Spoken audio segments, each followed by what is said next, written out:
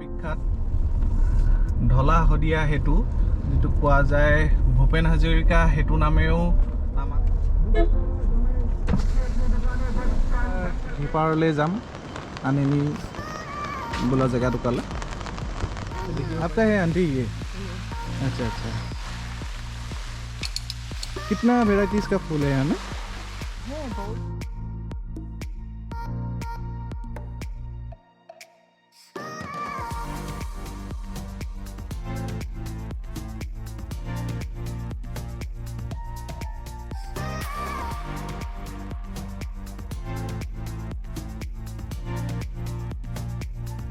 নমস্কাৰ অসম থাৰ্টি ব্লগছলৈ আপোনালোকক সকলোকে স্বাগতম জনালোঁ। আজি আমি সপৰিয়াল আনিনিলৈ ওলাইছোঁ। আজি ডে 1। আজি আমি ষ্টে কৰিম ৰয়িঙত। তাত আমি মিয়াটো বুলি এটা হোম ষ্টে বুকিং কৰিছোঁ। ইয়াৰ পৰা ৰয়িঙলৈ দূৰত্ব 120 কিলোমিটাৰ, যিটো আমি 3 ঘণ্টাত পাই যামগৈ বুলি ভাবিছোঁ। আহকচোন আপোনালোককো লৈ যাওঁ সুদূৰ অৰুণাচলৰ পাহাৰীয়া পৰিৱেশ মনোমোহক সৌন্দৰ্য উপভোগ কৰাওঁ আমাৰ ব্লগৰ ফালৰ পৰা। এতিয়া আমি দুলীয়াজান মৰুটিং কঁঠালগুৰি হৈ কিনি আমি ৰাস্তা আহি আছোঁ। দেখিবলৈ পাইছে আপোনালোকে চব কিমান ধুনীয়া বাগানে আৱৰি থকা ৰাস্তা। এইটো ৰাস্তাই আমি গৈ ওলামগৈ মাকুম তিনিআলি। তাৰ পৰা আমি নেক্সট পাম আমি ডুমডুমা, তাৰপৰা তালাপ, তাৰপিছত পাম আমি ৰয়িং।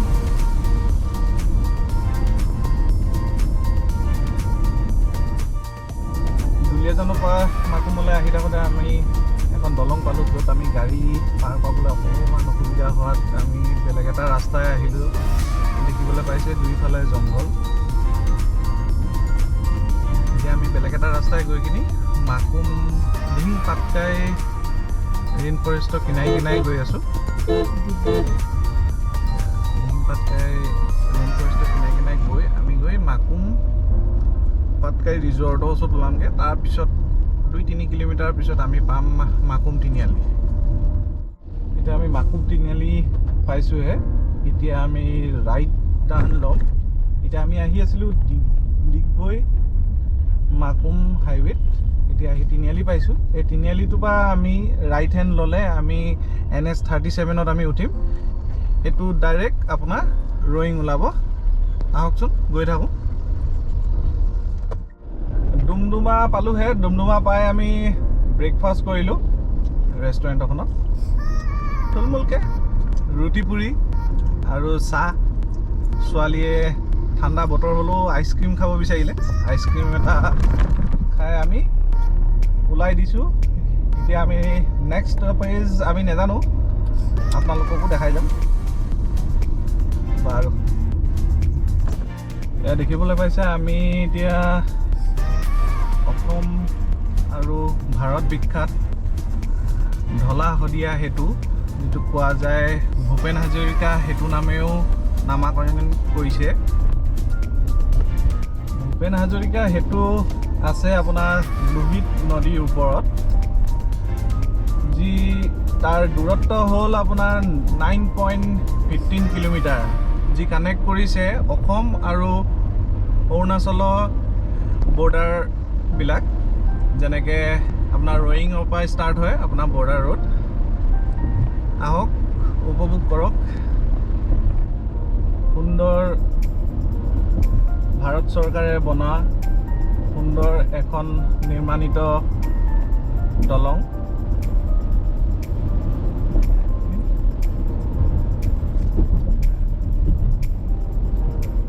আমি এতিয়া ঢলা শদিয়াত খন্তেক ৰখিছোঁহে। ইয়াত সুন্দৰ বাতাবৰণ, ঘাঁহনি আৰু আপোনালোককো দেখাওঁ আহক। ধুনীয়া পৰিৱেশ।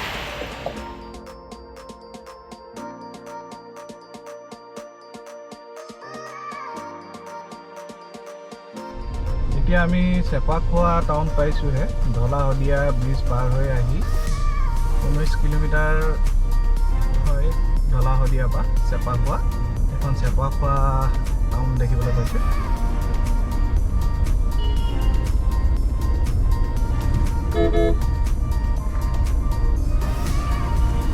ইয়াৰ পিছত আমি সোমামগৈ বৰ্ডাৰ ৰোড, শান্তিপুৰ গেট বুলি কয়। আমি অলৰেডি ইনাৰ লাইন পাৰ্মিট আমি ডিব্ৰুগড়ৰ পৰা বনোৱাই আনিছোঁ।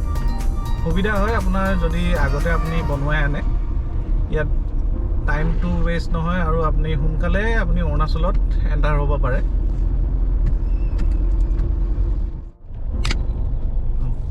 এতিয়া আমি শান্তিপুৰ গেট পাইছোঁহে।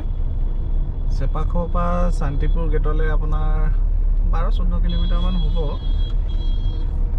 এইখন অৰুণাচল আৰু আপোনাৰ অসমৰ সীমাৰ গেট, যিখনত পাৰ্মিট বনোৱা যায়। আমি অলৰেডি পাৰ্মিট বনাই আনিছোঁ, এইটো আগতে জনালোৱে।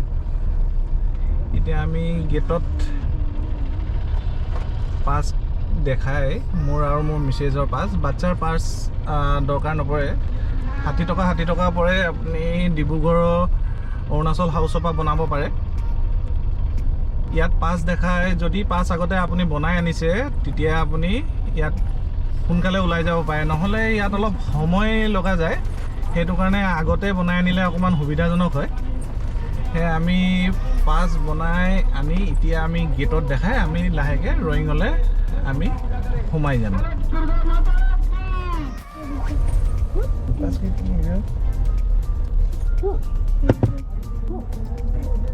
ৰয়িঙৰ গেট।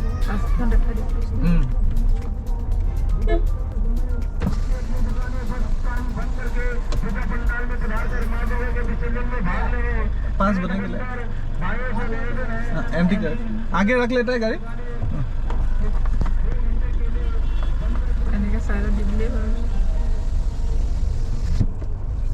আমাক সাইডত ৰখিবলৈ জনালে আৰু আমাক এন্ট্ৰি কৰি যাবলৈ কৈছে। পাছ বনালো, আমাৰ এন্ট্ৰিটো কৰা নিয়ম আছে বোলে।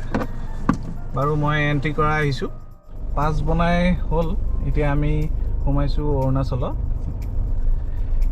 ইয়াৰ পৰা ৰয়িং আপোনাৰ 32 কিলোমিটাৰমান হয়। আধা ঘণ্টাত আমি ৰয়িং পাই যাম। আজি তাতে ষ্টে কৰাৰ কথা। বলক ৰয়িঙত গৈ আপোনালোকক দেখাম তাৰ ওচৰ পাজৰৰ সৌন্দৰ্য। আমি এতিয়া বৰ্তমান ৰয়িং পাইছোঁহে। ৰয়িঙৰ এইটো ৰাস্তা আপুনি দেখিছে, বাওঁহাতে আপোনাৰ ডাম্বুক হৈ পাছিঘাট যায় আৰু ষ্ট্ৰেইট আমি ৰয়িং সোমামহে এতিয়া। আৰু খুব বেছি আপোনাৰ 3 কিলোমিটাৰ আছে ৰয়িঙলৈ। এইখন ৰয়িঙৰ আপোনাৰ গেট দেখি পাইছে।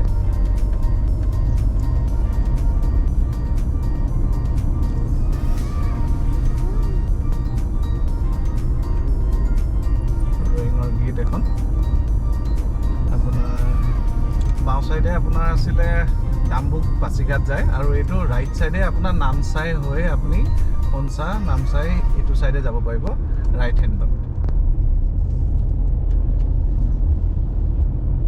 ৰয়িং আপোনাৰ পৰে দিবাং ভেলীৰ এখন ডিষ্ট্ৰিক্ট। ৱেলকাম টু ৰয়িং। আমি এতিয়া ৰয়িঙত এণ্টাৰ হ'লোঁ। আপোনালোকক দেখাম ৰয়িঙৰ বজাৰ আগন্তুক ভিডিঅ'ত। ৰয়িং গেট পাৰ হৈ আহি আমি এতিয়া ৰয়িং বজাৰ পাইছোঁহে। আমি GPS আমাক ভুল দেখালে। আমি যিটো হোমষ্টেলৈ আহিলোঁ সেইটোৰ GPS অলপ ভুল দেখুৱাত আমি হোমষ্টে অ'নাৰজনক ফোন কৰিলোঁ। তেওঁ আমাক ৰয়িঙৰ HDFC বেংকৰ ওচৰতে ৰখিব কৈছে আৰু তেওঁ আমাক আগুৱাই লৈ যাব। দেখিব পাইছে ধুনীয়া পাহাৰ আৰু আপোনাৰ ডাৱৰে আৱৰি থকা ৰয়িঙৰ বজাৰ।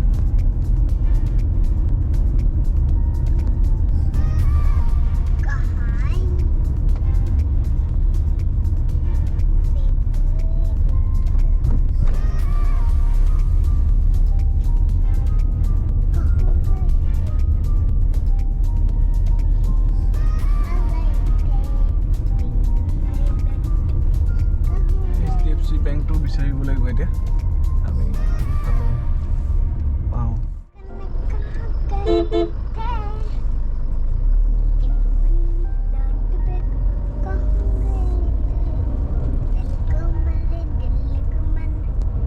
বতৰটো যদি আজি বৰষুণ নিদিয়াহেঁতেন আপোনালোকক দেখাব পাৰিলোহেঁতেন গোটেই পাহাৰটো তেতিয়াও আপোনালোকে দেখিব পাইছে ডাৱৰে ধুনীয়াকৈ আৱৰি থকা সেউজীয়া পাহাৰটো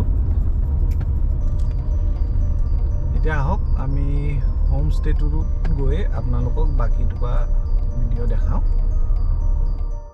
মিটো গেষ্ট হাউচৰ অ'নাৰে আমাক আগুৱাই লৈ গৈছে যিহেতু আমাক GPS ভুল দেখালে আমি লোকেল GPS এপ্লাই কৰিব লগা হ'ল এইখন বগা চুইফ্ট তেওঁলোকে আমাক ৰাস্তা দেখাই লৈ গৈ আছে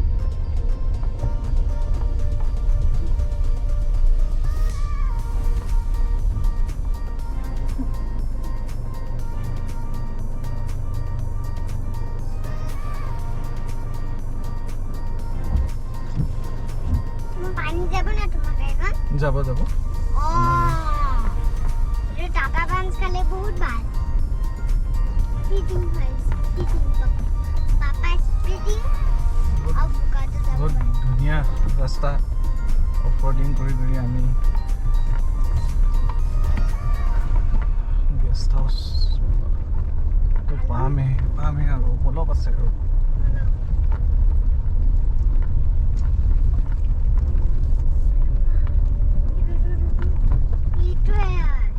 এইটো আমাৰ মিটো হোমষ্টে ৰয়িং আমি সোমালৈহে আহি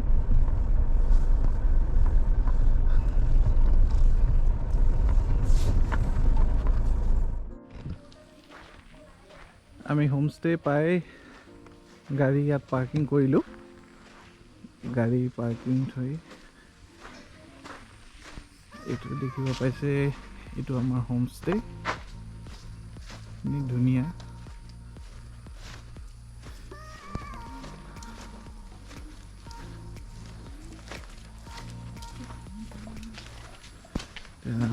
আমাৰ ৰুমটোলৈ লৈ যাওঁ আপোনালোকক তাৰপিছত বাহিৰা পৰিৱেশটো দেখাম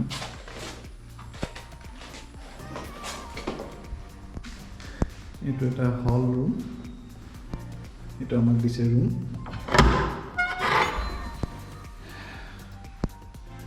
এইখন আমাৰ বিছনা এইটো ৱাছ বেচিন এইটো আমাৰ বাথৰুম এইটো ৰুমৰ বাহিৰৰ পৰিৱেশ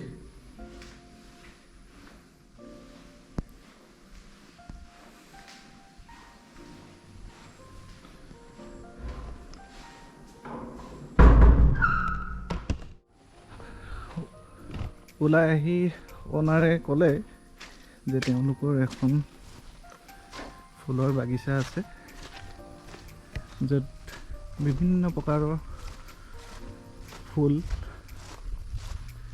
আছে তেওঁলোকৰ নাৰ্চাৰীত গৈছোঁ এটা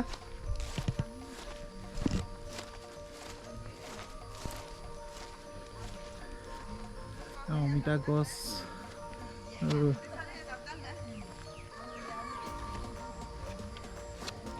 ধুনীয়া ধুনীয়া ফুলৰ বাগিচা গেষ্ট হাউচটোৰ বেক চাইডেই আছে আপোনাৰ এখন নাৰ্চাৰী মোতকৈ আগতে মোৰ মিছেছ আৰু ছোৱালীয়ে উপভোগ কৰিছেই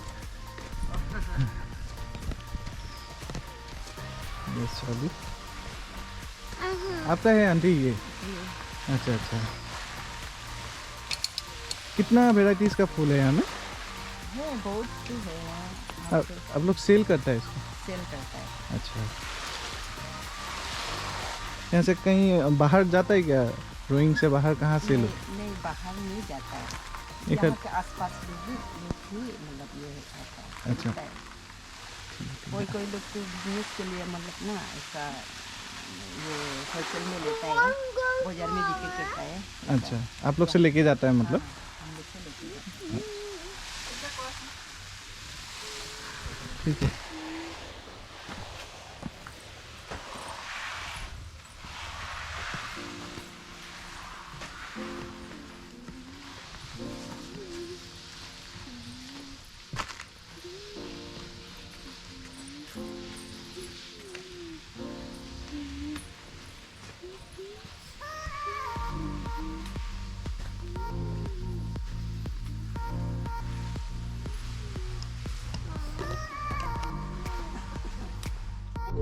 অলপ ফ্ৰেছ হৈ মেলি আমি আকৌ ওলাই যাওঁ ৰয়িং টাউনৰ ফালে জীয়াক অকণমান ফুৰাই আনিম লাঞ্চটো কৰা যাব আৰু ওচৰে পাজৰে যদি কিবা চিনিক বিউটি আছে চাব লগা বস্তু সেইখিনি চাই মেলি আজি ডে 1টো সমাপ্ত কৰিম কাইলৈ আৰ্লি মৰ্ণিং আমাৰ ডেটো ষ্টাৰ্ট হ'ব যিটো ৰয়িঙৰ পৰা আপোনাৰ আনিনিলৈ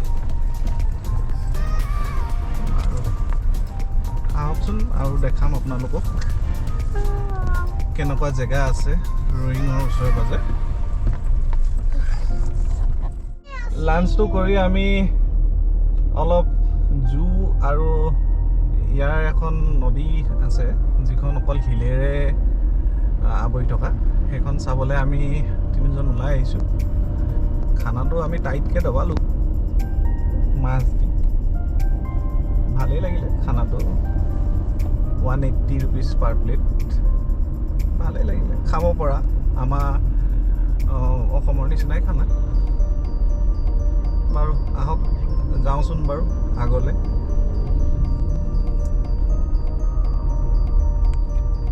আহিছোঁ ৰয়িঙৰ নদীখনলৈ বৰষুণ দিছে টিপ টিপ কৰি এয়া নদী ফুট বৈ গৈ আছে আমাৰ গাড়ী কালিলৈ আমি এই পাহাৰকেইটাৰ ধিপাৰলৈ যাম আনিনি বোলা জেগাটুকালৈ দেখিব পাইছে ধুনীয়া এখন শিলৰ নদী লাগে যেন আমি ইয়াত কিয় জন্ম নল'লোঁ কিছু ধুনীয়া পৰিৱেশ চিপ চিপ বৰষুণ এইটো ৰাস্তাইদিয়ে কাইলৈ আমি যাম ধুনীয়া বৰষুণ ধুনীয়া গাড়ীবিলাক গৈ আছে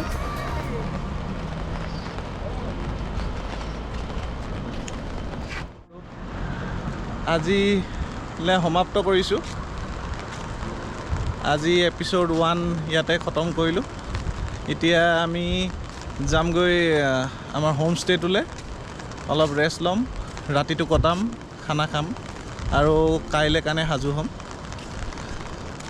বাই